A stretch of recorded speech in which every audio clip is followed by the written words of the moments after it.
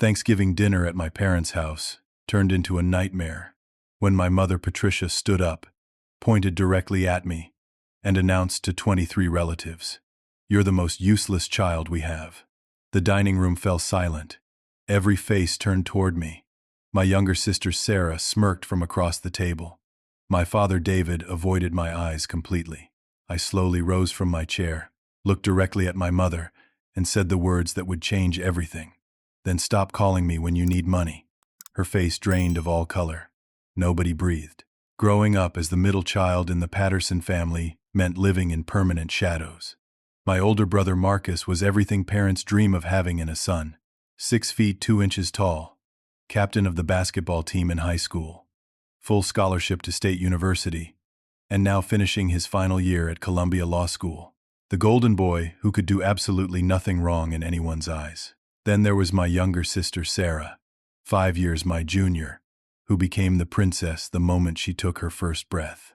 Beauty pageant winner before she turned 10, homecoming queen in high school, and now teaching second grade while planning her picture-perfect wedding to Tyler, a banker who worshipped the ground she walked on.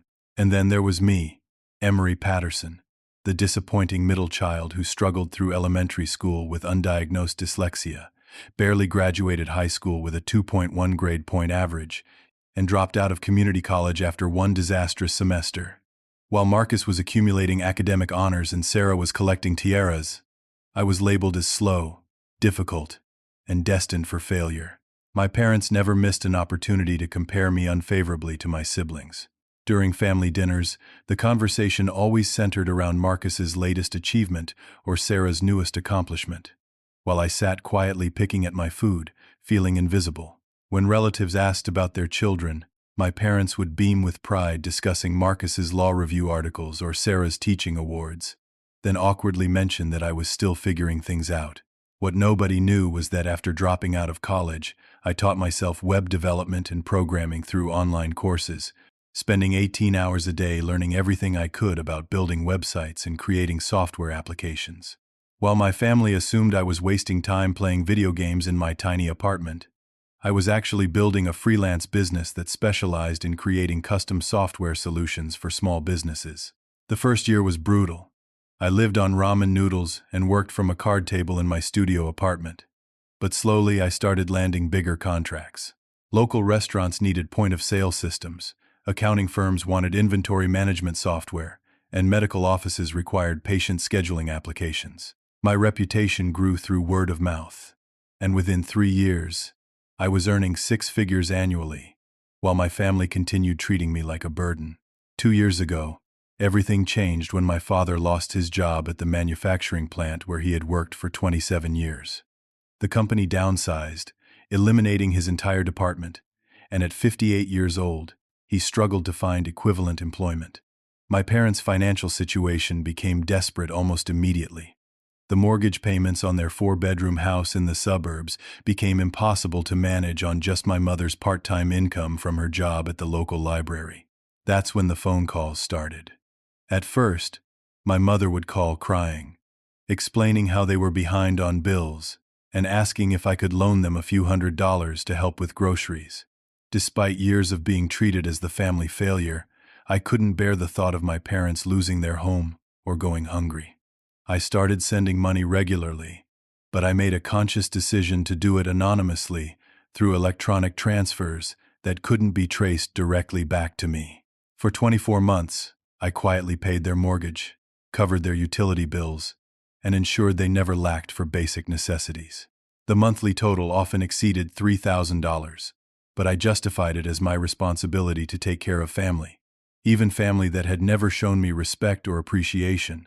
I used an intermediary bank account and payment service to keep my identity hidden, wanting to help without creating awkward situations or expectations. The cruel irony was that during this entire period, my mother continued calling me to complain about money problems and ask for additional loans for emergencies. She would sob over the phone about how difficult their situation had become, never realizing that I was already covering all their major expenses. Meanwhile, in public and during family gatherings, she continued treating me like the disappointing child who never contributed anything meaningful to the family. Now, sitting in their dining room that I had been secretly paying for, listening to my mother declare me useless in front of our entire extended family. I felt something snap inside me. The years of hidden sacrifice, unacknowledged generosity, and constant humiliation crystallized into a moment of perfect clarity. Uncle Ray, my father's younger brother, leaned forward with confusion written across his weathered face. "Patricia, what exactly do you mean by that comment? That seems unnecessarily harsh, especially during a holiday meal." My mother's face flushed, as she realized her outburst had shocked even the family members who typically stayed out of our personal dynamics. "Well, I just meant that Emery has never really contributed to the family or taken responsibility for anything important. Marcus is going to be a lawyer, and Sarah teaches children. Emery just does computer stuff that nobody understands and never helps anyone." The weight of her words hung in the air like smoke from a fire. 23 pairs of eyes watched my reaction, waiting to see if I would slink away in shame as I had done countless times before. My cousin Jennifer shifted uncomfortably in her chair, having witnessed similar attacks on my character throughout our childhood. Mrs.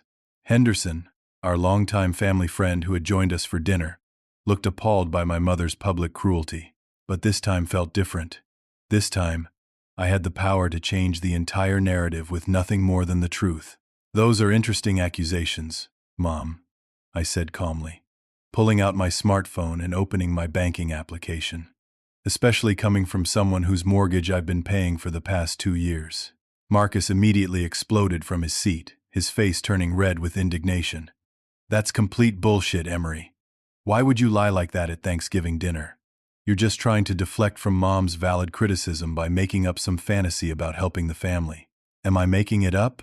I asked, turning my phone screen toward the table so everyone could see the transaction history. "Because I have electronic records of every single payment, including the $2,400 mortgage payment that went through 3 days ago." The dining room erupted in shocked murmurs as relatives craned their necks to see my phone screen. My father's face went completely white as he realized what I was revealing. Sarah's confident smirk disappeared entirely, replaced by growing alarm as she began understanding the implications of my revelation. I began scrolling through months of bank records, reading aloud the details of my financial support. October 15th, mortgage payment of $2,400. October 20th, utility bill payment of $378. October 28th, grocery store electronic transfer of $450. I looked directly at my mother. "Should I continue reading, or would you like to explain to everyone how the most useless child in the family has been keeping you from foreclosure?" Marcus refused to back down, his law school training kicking in as he attempted to discredit my evidence. "Even if that's true, which I seriously doubt, it doesn't excuse your complete lack of ambition or contribution to anything meaningful. You're just throwing money around to try and buy respect you haven't earned through actual accomplishment." "You want to talk about accomplishment, Marcus?" I asked, opening another application on my phone. "Let's discuss your law school tuition. Columbia Law costs $68,000 per year, and you've been there for 3 years. That's over $200,000 in educational expenses. Would you like to guess who's been covering those costs since Dad lost his job?" The color drained from Marcus's face as he began understanding where this conversation was heading. His girlfriend Amanda, who had been quietly eating her dinner beside him, looked up with sudden interest and concern. I pulled up another set of records, these ones showing educational loan payments and tuition transfers. September 8th, law school tuition payment of $17,000 for fall semester. January 12th, spring semester payment of $17,000. May 22nd, summer courses payment of $8,500. I looked directly at Marcus. "That's just this year, big brother. Should I show everyone the records from the previous 2 years as well?" Amanda turned to stare at Marcus with growing suspicion. "You told me your parents were paying for law school and that's why we couldn't afford a nice apartment. You said your family was financially comfortable and supporting your education." "They are supporting my education," Marcus stammered, but his voice lacked its usual confidence. "My parents have always prioritized education, and they believe in investing in their children's futures." "With what money, Marcus?" I asked quietly. "Dad's been unemployed for 2 years. Mom works part-time at the library making $11 per hour. Where exactly did you think the money for your Ivy League education was coming from? The silence stretched uncomfortably as Marcus struggled to formulate a response that wouldn't completely destroy his carefully constructed image. Sarah tried to change the subject by attacking me directly. Even if you have been giving mom and dad some money, that doesn't make you better than anyone else, she said defensively. Marcus is going to be a successful lawyer, and I'm making a difference in children's lives. You just sit in front of a computer all day doing meaningless work that anyone could learn from YouTube videos. Speaking of meaningless work, I replied, pulling up yet another section of my banking records, let's talk about your car payments, Sarah. That nice little Honda Civic you drive costs $347 per month, plus insurance costs of $123. Would you like to guess who's been covering those expenses for the past 18 months?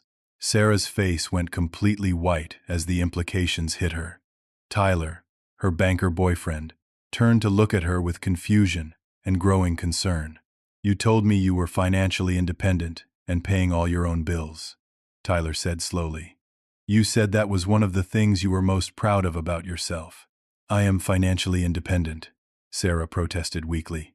I have a full-time teaching job, and I pay my own rent and groceries and everything else.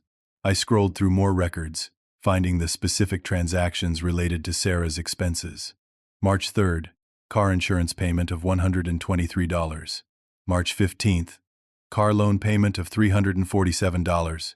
April 3rd, insurance payment again. April 15th, car payment again. I looked around the table. This pattern continues every single month for the past year and a half. Uncle Ray leaned back in his chair, processing everything he had just learned. So let me understand this correctly. Emery has been secretly paying the mortgage, utilities, and groceries for your parents, covering Marcus's law school tuition and handling Sarah's car payments and insurance, all while you three have been treating him like the family failure? It's not that simple, my father finally spoke up, his voice barely audible. We didn't ask Emery to do any of those things. If he chose to help out financially, that was his decision. But it doesn't change the fact that he's never pursued any meaningful career goals or contributed to the family in other ways. What other ways would you like me to contribute, Dad? I asked. I've been working 70-hour weeks to keep this family financially stable while Marcus and Sarah built their perfect lives on my dime. What exactly would constitute a meaningful contribution, in your opinion? Mrs. Henderson, who had remained silent throughout the entire exchange, finally spoke up. Patricia, I've known this family for 15 years, and I've watched you treat Emery unfairly for most of that time. Now I'm learning that he's been supporting all of you financially while you continued criticizing and belittling him. That's not just ungrateful, it's cruel. My mother's desperation was becoming more apparent as she realized that her public humiliation of me had backfired spectacularly. We never asked for his help, and we certainly never asked him to throw it in our faces during a family dinner. This is exactly the kind of attention-seeking behavior that makes him difficult to deal with. The relatives around the table were beginning to take sides, and the dynamics of our family gathering were shifting dramatically as everyone processed the financial revelations I had just shared. Uncle Ray cleared his throat and looked directly at me with concern. Emery, I'm confused about something. If you've been supporting the family financially for the past 2 years, why weren't you included in your grandmother's will reading 6 months ago? Eleanor specifically asked me to be present as a witness, and I distinctly remember only Marcus and Sarah being named as beneficiaries. The room fell silent again, but this time the silence carried a different quality. This wasn't shocked surprise at financial revelations. This was the heavy silence of family members realizing they were about to witness something devastating. What will reading? I asked slowly, feeling my stomach begin to twist into knots. Grandma Eleanor died 8 months ago, and I was never told anything about a will reading. My mother's face went from pale to ashen as she realized what Uncle Ray had just revealed. Marcus and Sarah both looked down at their plates, suddenly unable to meet my eyes. My father appeared to be trying to disappear into his chair. The reading was at Attorney Johnson's office on May 15th. Uncle Ray continued, his voice growing more troubled as he understood the implications of what he was saying. Eleanor left her entire estate to Marcus and Sarah. Marcus received $50,000 in cash, and Sarah inherited the family home on Maple Street. I assumed you had chosen not to attend because you were upset about not being included. The betrayal hit me like a physical blow to my chest. My grandmother Eleanor had been the only family member who ever truly believed in me. When I struggled in school, she patiently helped me with homework for hours every evening. When my parents criticized my career choices, she encouraged me to pursue my interests in technology. When I felt like giving up on everything, she reminded me that success comes in many different forms. I was never told about any will reading, I said quietly, my voice barely audible. Nobody informed me that Grandma had died until 3 days after her funeral. Mom called and said it had been a small, private ceremony, and they didn't want to bother me because I was probably busy with work. Cousin Jennifer looked horrified. Emery, Eleanor talked about you constantly. She was so proud of your computer work and always bragged about how smart and determined you were. There's no way she would have intentionally excluded you from her will. Uncle Ray's expression darkened as he began piecing together what had actually happened. Patricia, what exactly did you tell Eleanor about Emery's financial situation during her final months? Because she seemed to believe that he was irresponsible with money and didn't need any financial support from the family. The truth was beginning to emerge, and I could see my mother's panic growing as she realized that her manipulation was being exposed in front of the entire family.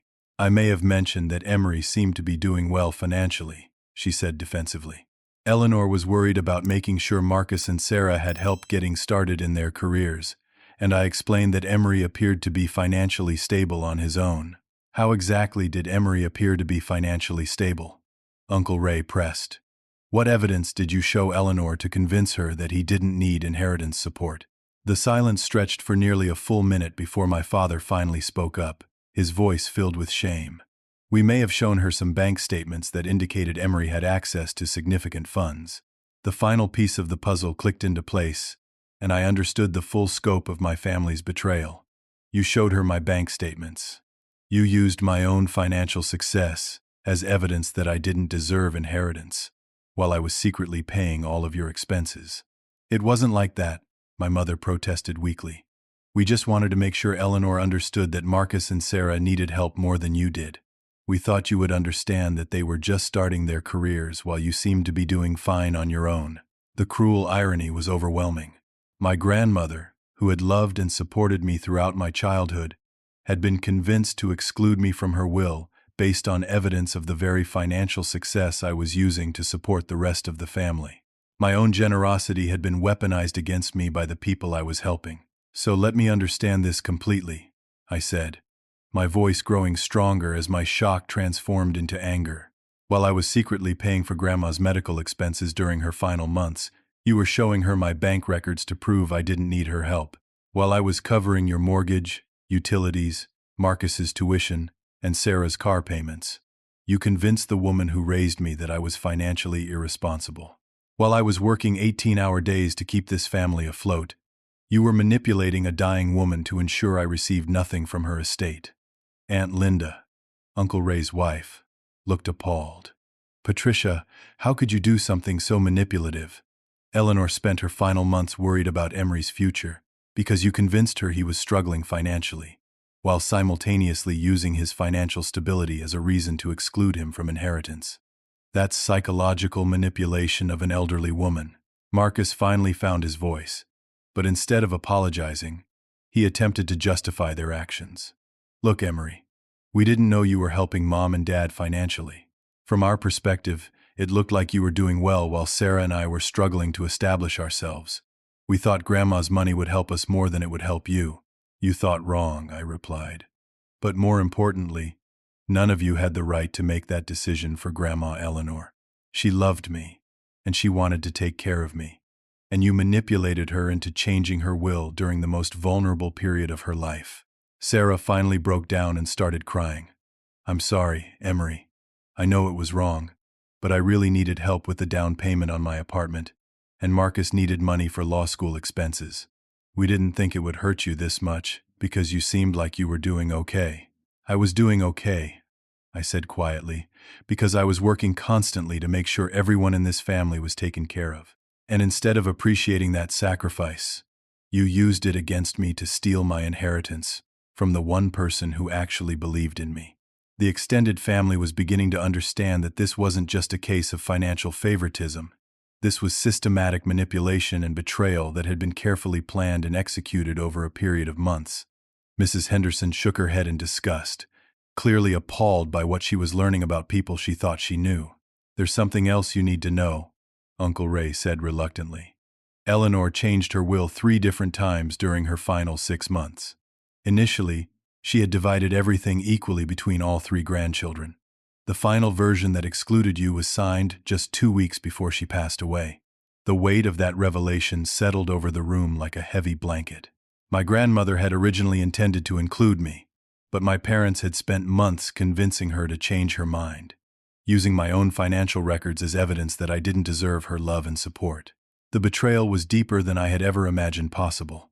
I looked around the table at my family members, studying their faces as they processed everything they had learned. The time had come to reveal the truth about my financial situation and the real scope of my success. "Since we're discussing financial transparency," I said calmly, "there's something else you need to know about my situation. The freelance web development work that you've all dismissed as meaningless computer stuff wasn't exactly what I told you it was." Marcus rolled his eyes in frustration. "What are you talking about now, Emery? Are you going to claim you're some kind of secret millionaire?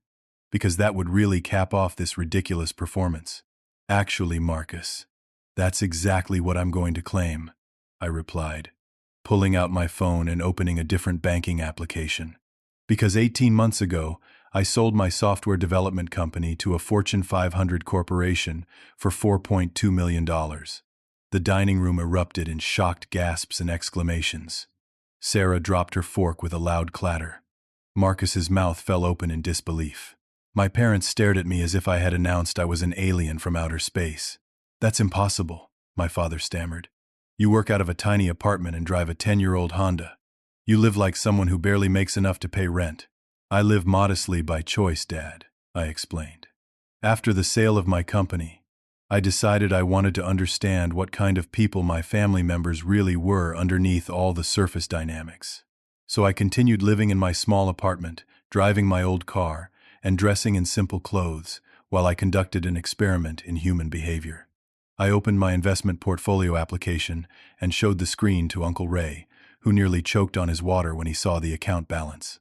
"The money I've been giving this family over the past 2 years wasn't a sacrifice or a struggle for me," I continued. "It represented less than 2% of my annual investment income.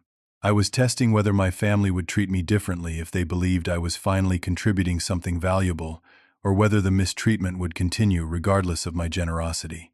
Aunt Linda leaned forward with fascination. "And what did you discover during this experiment?" "I discovered that my family's cruelty had nothing to do with my actual success or failure," I answered. "Even when I was secretly funding everyone's lifestyle, the public humiliation and private contempt continued exactly as it always had. My parents kept calling me to complain about money problems while I was already paying all their bills. Marcus and Sarah kept mocking my career choices while I was funding their education and transportation. Marcus's girlfriend, Amanda, turned to stare at him with a mixture of shock and disgust. "You've been making fun of your brother for being unsuccessful while he was paying for your law school tuition? What kind of person does something like that?" "I didn't know he was paying for anything," Marcus protested weakly. "How was I supposed to know he was secretly rich and supporting everyone? He lives like he's broke." "The point, Marcus, is that you were cruel to me when you thought I was struggling financially," I replied. "That reveals everything I needed to know about your character. Decent people don't kick someone when they're down, regardless of their own situation." My mother was staring at me with a combination of shock and desperate calculation. I could see her mind racing as she tried to figure out how to repair the damage she had caused to our relationship. "Emery, sweetie, if you had told us about your success, we would have been so proud of you," she said with forced sweetness. "We always knew you were smart and capable. We just wanted to motivate you to reach your full potential." "Really, Mom?" I asked. "Because 3 hours ago you announced to 23 people that I was the most useless child you have. That doesn't sound like someone who believed in my potential." Just then, my business partner Jake arrived at the front door, responding to a text message I had sent him during dinner. I had asked him to come by with some documents I might need, anticipating that this conversation could escalate beyond simple family drama. Jake entered the dining room carrying a briefcase and looking concerned about my welfare. He was a tall, confident man in his early 30s who had been my closest friend and business partner for the past 5 years. His presence immediately commanded respect from everyone in the room. "Sorry to interrupt your family dinner," Jake said politely, "but Emery asked me to bring these documents in case they were needed." He handed me a thick folder containing contracts, financial records, and business documentation. "Everyone, this is Jake Morrison, my former business partner and current investment advisor," I announced. "Jake, meet my family. We're having a discussion about honesty and financial transparency." Jake looked around the table, quickly assessing the tension in the room. "Should I wait outside while you finish your conversation?" "Actually, your timing is perfect," I replied. "I was just explaining to my family that the little computer business they've been mocking for years sold for multiple millions of dollars. They seem to be having trouble believing that information." Jake smiled and nodded in understanding. The Patterson Software Solutions sale was actually featured in several technology trade publications. Emery built something really special, and the acquiring company recognized its value immediately. The final sale price was $4.2 million, as I'm sure Emery mentioned. The validation from an outside source seemed to finally convince my family that I was telling the truth about my financial success. Sarah looked like she was about to faint, and Marcus appeared to be experiencing some kind of existential crisis. "I've also brought the partnership offers that Emery has been considering," Jake continued, pulling documents from his briefcase. 3 different venture capital firms have approached him about joining their technology investment funds. The most recent offer includes a $2 million signing bonus and equity participation that could be worth tens of millions within 5 years. My father's face had gone completely white as he processed the full scope of what he was learning. "Emery, are you saying that you've turned down multiple opportunities worth millions of dollars?" "I've turned down everything for the past 18 months because I wanted to focus on family," I answered. "I thought that if I could demonstrate my commitment to taking care of everyone, we might be able to build better relationships. Instead, I discovered that my family preferred treating me like garbage while spending my money." The power dynamic in the room had shifted so dramatically that none of my family members seemed to know how to respond. They were beginning to understand that I wasn't just successful. I was successful enough to completely control their financial futures if I chose to do so. "Jake, would you mind showing everyone the legal documentation we discussed last month?" I asked, accepting another folder from his briefcase. "Are you sure you want to go down this path, Emery?" Jake asked quietly. "Once you share this information, there's no taking it back." "I'm sure," I replied. "My family deserves to understand the full consequences of their choices." I opened the folder and spread several documents across the dining room table. Over the past 2 years, on the advice of my attorney, I've been documenting the financial abuse and emotional manipulation I've experienced from this family. What you're looking at is evidence that could support both civil and criminal charges if I chose to pursue them. Uncle Ray picked up one of the documents and examined it closely. "This appears to be a sworn affidavit from a private investigator. What exactly were you investigating?" "I hired a professional to document my family's financial deceptions and emotional abuse patterns," I explained. "This includes recorded phone conversations where my parents begged for money while calling me worthless to other people. It includes testimony from witnesses who observed the manipulation of my grandmother's will. It includes evidence that Marcus used my money for law school while planning to exclude me from family inheritance." Marcus grabbed one of the recording's transcripts and began reading, his face growing paler with each line. "You recorded our private conversations? That's illegal wiretapping. Actually, it's completely legal in this state as long as one party consents to the recording," Jake interjected. "Emery was a participant in every conversation that was documented, so no laws were violated." Sarah picked up another document and started crying as she read her own words transcribed from a recorded phone call. "This is from when I told my friend Katie that my loser brother never helps anyone and just wastes money on computer equipment. But I didn't know you were listening." "I wasn't listening, Sarah," I replied. "You called me accidentally while you were talking to Katie, and my voicemail system automatically recorded the entire conversation. I have similar recordings from dozens of occasions when family members criticized me while unknowingly connected to my phone." My mother picked up a thick document labeled Therapeutic Assessment Report and opened it with trembling hands. What is this medical document? That's a psychological evaluation from the therapist I've been seeing for the past year, I answered. Dr. Martinez specializes in family trauma and emotional abuse. Her report documents the psychological damage caused by 15 years of systematic scapegoating and financial exploitation. Aunt Linda read over my mother's shoulder and looked horrified by what she was seeing.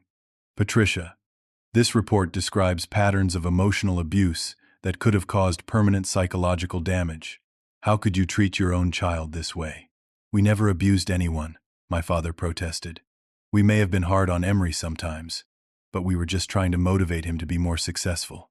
Parents are supposed to challenge their children to reach their potential. Jake pulled out another document and placed it in front of my father. This is a communication from 3 different investigative journalists who are researching family financial abuse for upcoming magazine articles. They've contacted Emery about using his story as a case study in their reporting. The color drained from my mother's face as she realized the potential scope of public exposure.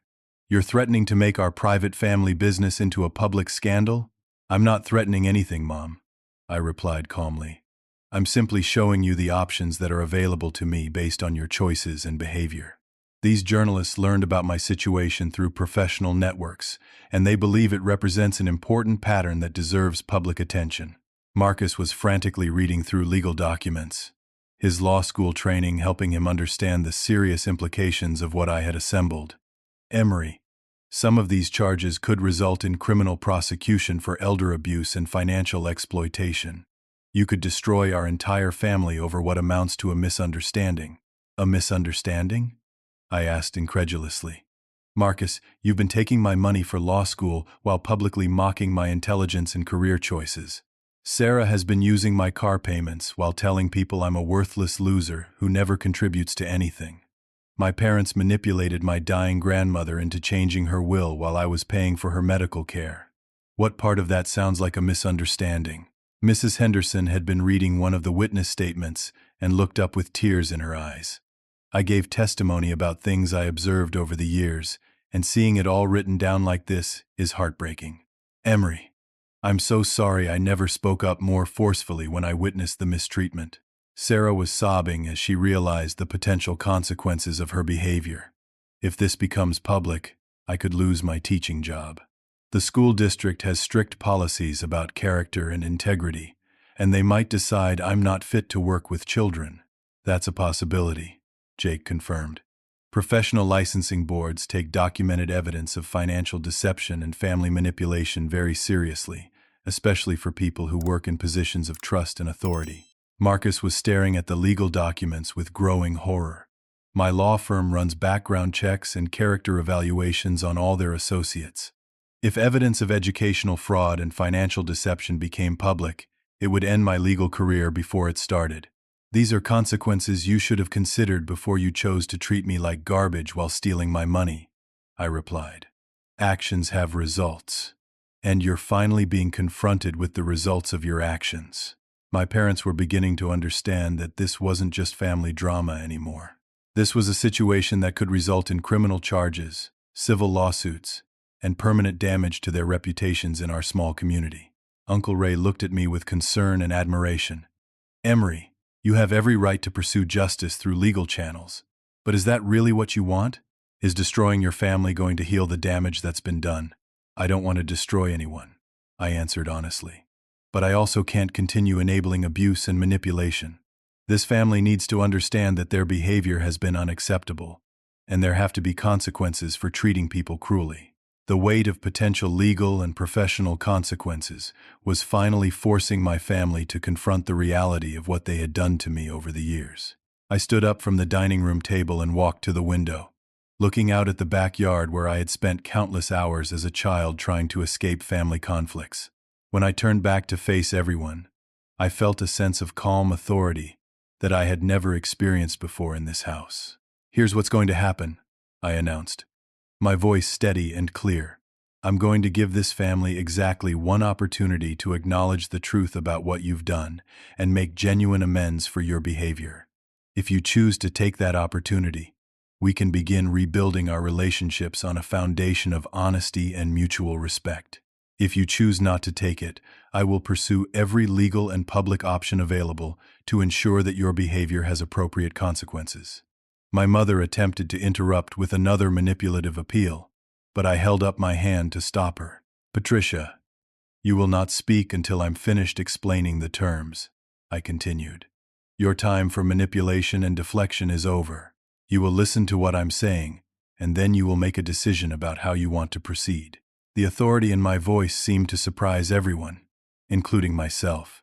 For the first time in my adult life, I was setting boundaries with my family and demanding respect instead of simply accepting whatever treatment they chose to give me. First, I want genuine apologies from each of you, not panic-driven damage control attempts, I said. I want you to acknowledge specifically what you did wrong, take responsibility for the harm you caused, and explain how you plan to change your behavior going forward. Your apologies need to be sincere expressions of remorse, not strategic moves to avoid consequences. Marcus opened his mouth to speak, but I continued before he could interrupt. Second, I want public acknowledgement from my parents about the mistreatment and financial exploitation you've subjected me to over the years. You will explain to our extended family and community that your characterizations of me as unsuccessful and ungrateful were false, and you will take responsibility for the damage those characterizations caused to my reputation. Sarah was crying again, but these tears seemed different from her earlier manipulation attempts. They appeared to be genuine expressions of shame and regret. Third, Marcus and Sarah will publicly acknowledge that their achievements and lifestyles have been built on my financial support, and they will apologize for mocking my career and intelligence while living off my generosity, I continued. You will also return the inheritance money you received from Grandma Eleanor, since it was obtained through manipulation and deception. That's not fair, Marcus protested. We already spent most of that money on legitimate expenses. I can't just magically produce $50,000. Then you'll figure out how to pay it back over time, I replied. You're going to be a lawyer, Marcus. You should be capable of earning money to repay debts you owe. Uncle Ray was nodding in approval as he listened to my terms. Those demands sound reasonable given what's been revealed tonight. Emery has been generous enough to support everyone financially while being treated terribly. The least you can do is acknowledge that publicly and make financial restitution. Fourth, this family will participate in professional therapy to address the dysfunction that allowed this abuse to continue for so many years, I said. We will work with a qualified family counselor who specializes in emotional abuse and financial manipulation. Everyone will participate fully and honestly, or the process won't work. Mrs. Henderson spoke up from her seat at the table. Emery, I think those requirements are completely appropriate. I've watched this family mistreat you for years, and I should have spoken up more forcefully. I'm willing to provide testimony about what I've witnessed if it helps support your position. Finally, we will establish new family financial boundaries, I concluded. Any future financial assistance I provide will be transparent, documented, and reciprocal. The days of secret support while being publicly humiliated are over permanently. I walked back to the table and sat down, looking each family member in the eye. You have 24 hours to decide whether you want to accept these terms and begin the process of genuine reconciliation, or whether you prefer to face the legal and public consequences of your choices, I said. I won't negotiate these requirements, and I won't give you additional time to decide. This is your one opportunity to choose healing over destruction. My father finally found his voice, but his tone was different from anything I had heard before. The arrogance and dismissiveness were gone, replaced by something that sounded almost like respect. Emery, I think I'm beginning to understand how badly we've mistreated you over the years, he said quietly. I don't know if I can undo all the damage that's been done, but I want to try. Your terms seem fair given what we've put you through. Marcus looked conflicted as he wrestled with his pride and self-interest. If we agree to your conditions, will you guarantee that the legal documents and media contacts won't be used against us? If you fulfill your commitments sincerely and consistently, I have no interest in pursuing legal action or media attention, I answered. But if you agree to these terms and then fail to follow through, or if you attempt to manipulate the process, then all options remain on the table. Sarah was still crying, but she managed to speak through her tears. I know I've been horrible to you, Emery. I enjoyed being the favorite, and I didn't care that it was hurting you. I want to change that, but I don't know if you can ever forgive me for how selfish I've been. Forgiveness is possible, Sarah, but it has to be earned through changed behavior over time, I replied. Words alone won't be enough to repair the damage that's been done. Aunt Linda looked around the table with a mixture of sadness and hope. This family has been broken for a long time, but maybe this crisis can become an opportunity to build something healthier. Emery's requirements give everyone a chance to take responsibility and grow. The extended family members were clearly taking sides, with most of them supporting my position and expressing disappointment in my parents' behavior. The community pressure was building exactly as I had hoped it would. I need all of you to understand that this isn't about revenge or punishment, I said. This is about creating accountability and preventing future abuse. I still love this family, but I won't continue enabling dysfunction that hurts everyone involved. The room fell silent as everyone processed the choice I had given them. Tomorrow would determine whether this family could find a path toward healing or whether the damage we had done to each other was irreparable. 24 hours later, I returned to my parents' house to hear their decision. The same dining room that had witnessed so much pain and revelation the night before now felt different, charged with possibility and uncertainty. My family was already gathered around the table when I arrived, but the atmosphere had completely changed. Gone were the defensive postures and arrogant attitudes I had grown accustomed to over the years. Instead, I saw genuine nervousness and what appeared to be sincere reflection on their faces. My mother stood up as I entered the room, and for the first time in my adult life, she looked at me with something resembling respect. Emery, we've spent all night talking about what happened yesterday and what you told us about your experiences, she began, her voice shaking with emotion. I want to start by acknowledging that everything you said was true, and everything we did was wrong. She paused, clearly struggling to find the right words for what she needed to say. I treated you cruelly for years because I was frustrated with my own life and disappointed in myself as a mother, she continued. Instead of supporting you when you struggled in school, I compared you to your siblings and made you feel worthless. Instead of celebrating your achievements when you became successful, I continued tearing you down because it made me feel better about my own failures. The apology was more honest and self-aware than anything I had expected to hear from her. She wasn't making excuses or trying to minimize her behavior. She was taking full responsibility for the pain she had caused. I used you as an emotional scapegoat while taking your money. And that was abuse, she said, tears streaming down her face. I manipulated your grandmother into changing her will while you were paying for her medical care, and that was theft. I called you worthless in front of the entire family while you were supporting all of us, and that was unforgivable cruelty. My father stood up beside her, his own eyes filled with tears. Son, I failed you as a father in every way that matters. I was too weak to stand up to your mother's favoritism, and I was too proud to admit that you had become more successful than I ever was. Instead of protecting you from mistreatment, I participated in it. I let my own insecurities about losing my job and feeling like a failure turn me into someone who resented his own child's success, he continued. I should have been proud of what you accomplished, and I should have defended you when others attacked you. I'm ashamed of the man I became, and I want to spend the rest of my life trying to earn your forgiveness. Marcus cleared his throat and stood up as well, his usual confidence replaced by visible humility. Emery, I've spent 3 years in law school learning about justice and ethics, but I never applied those principles to how I treated my own brother. I used your money to fund my education, while publicly mocking your intelligence and career choices. I convinced myself that I deserved your financial support because I was pursuing a prestigious career. But the truth is that I was just entitled and selfish, he admitted. I took advantage of your generosity while contributing nothing but cruelty in return. Amanda broke up with me this morning because she couldn't respect someone who would treat family that way, and I don't blame her. Sarah was crying again, but her tears seemed genuine this time rather than manipulative. Emery, I enjoyed being the favorite child so much that I never cared about the cost to you. I let Mom and Dad spoil me while they destroyed your self-esteem, and I participated in that destruction because it made me feel special. I used your car payments to maintain my lifestyle, while telling people you were a worthless loser who never helped anyone, she continued. I knew it was wrong, but I liked feeling superior to someone, and you were an easy target because you never fought back.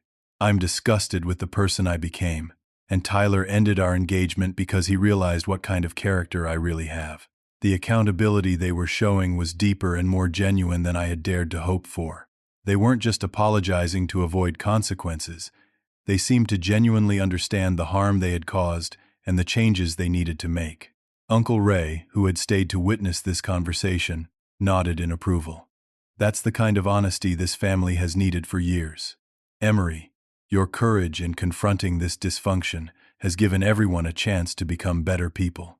Over the following months, our family began the difficult work of rebuilding relationships based on honesty and mutual respect. The therapy sessions were challenging, as we worked through years of accumulated resentment and dysfunction, but they were also healing in ways I hadn't expected. My mother learned to express her frustrations without attacking others, and she began treating all her children equally rather than playing favorites. My father found new employment and started contributing financially to the household again, which restored some of his sense of dignity and purpose.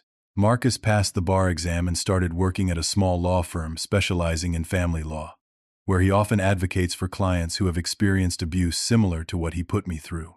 He's paying back the inheritance money gradually, and our relationship has evolved into something resembling genuine brotherhood. Sarah returned the family house to the estate and split the inheritance equally among all 3 grandchildren, as our grandmother had originally intended. She transferred to a new school district and has become an advocate against favoritism and family abuse in her teaching career. The most significant change was that I finally felt free to be myself around my family without fear of judgment or attack. I started dating someone who appreciated me for who I was rather than what I could provide financially. And I began pursuing interests and relationships that brought me joy rather than just obligation. 6 months after our Thanksgiving confrontation, I established the Eleanor Patterson Scholarship Fund in my grandmother's memory, providing educational support for young people who have overcome family dysfunction and financial hardship. The program has helped dozens of students pursue their goals despite difficult circumstances. I also launched a nonprofit organization that provides business mentorship and startup funding for overlooked entrepreneurs who remind me of my younger self.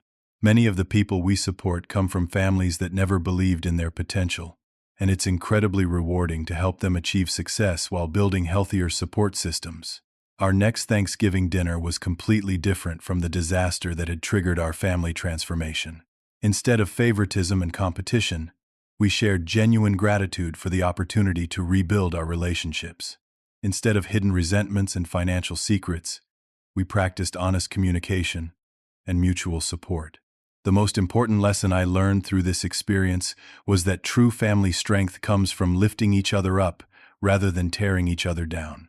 Success isn't measured by comparison to siblings or parents. It's measured by your ability to create value in the world while maintaining your integrity and compassion. My family learned that love isn't demonstrated through favoritism or enabled through financial dependency. Healthy relationships require honesty, accountability, and respect for each person's unique contributions and potential.